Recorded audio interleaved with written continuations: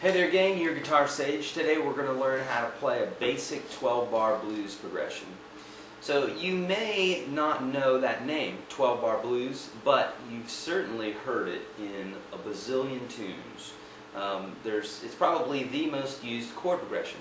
Chord progressions are not copyrightable in that there's just only so many combinations you can use with chords. Just like a song title, it's not copyrightable because you could name a million songs Hello or I Love You or something like that. But chord progressions are repeated in so many songs. As a teacher, I see it all the time. You'll see one chord progression and find it the next day in another tune. It's maybe in a different key, but it's still the same chord structures. And but it doesn't take much to make a song sound entirely different, either the strum or the key or what's sung over it or lyrically or even the artist. So this chord progression you'll hear right away here, and I'm sure you'll recognize it. I'm going to play it a few different ways, and then I'll explain the chords and all that good stuff. So I'll play it fast at first here. It's going to go something like this.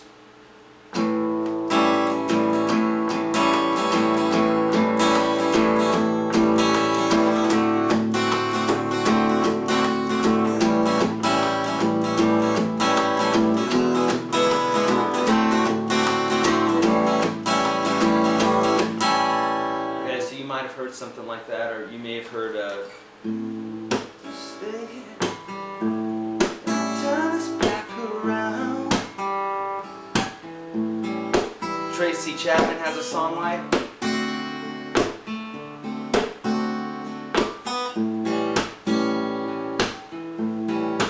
it's all 12-bar blues.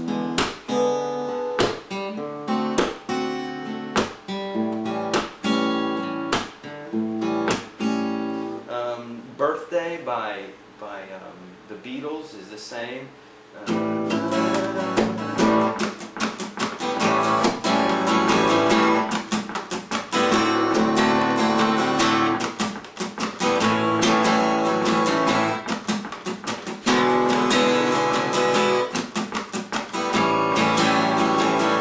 Okay, so there's a bunch of tunes right there that you can hear and see it's the same chord progression every time. Here's the cool thing. These are some of the easier chords that you're ever going to play. And the chords you're going to need are an A7, which is if you take your two fingers and leave a space right in between here on the third string. That's an A7. If you take that bit right there, move it down one string, and add your first finger to the second string of the first fret, you're going to hear this.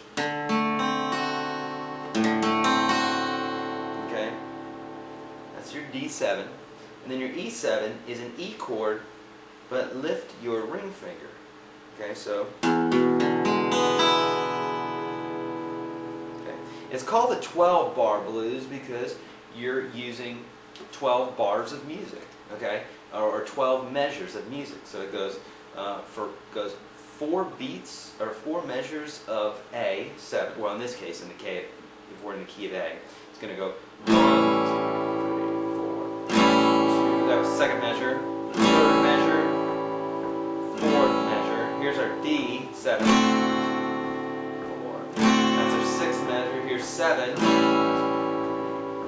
8, 3, 4, 5, 10, 11,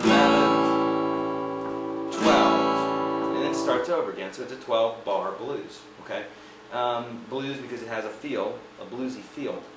Now. So here are the chords. And any of the techniques that I'm using here to get a hold of the 12-bar blues chart and all that good stuff, check out YourGuitarSage.com. Otherwise, if you're following along with my tunes, you're going to be doing a lot of writing because you don't have the chart sitting there in front of you. So if you're following my videos, check out YourGuitarSage.com. Get a hold of that ebook. It's really going to help with your strumming rhythms. Of course, you can get a hold of all these charts that I chart. And teach you about how to use your capo, the national number system, and a bunch of other good stuff. Okay, it's about a 33-page document, and it will totally help you. Okay, here we go. Here are the chords. A7 for 4 measures. D7 for 2 measures.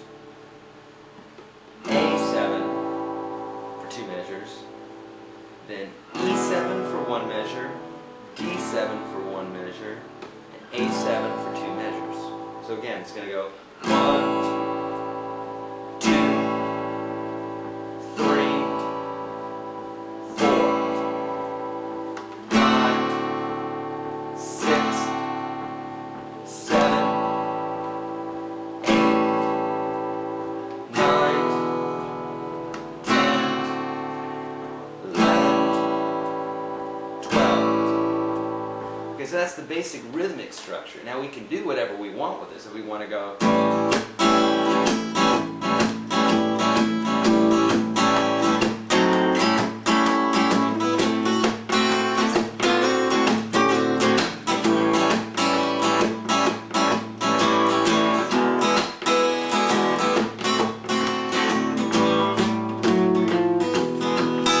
you know, all sorts of little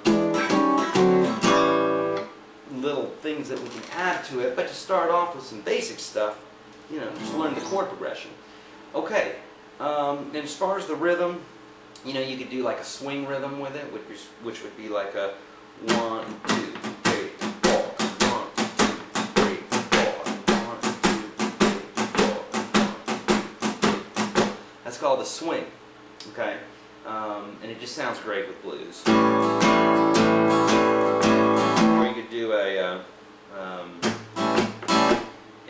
basically when I'm strumming my downbeat, I'm muting, and then when I'm lifting up on the swing, I let the strings ring out. So like,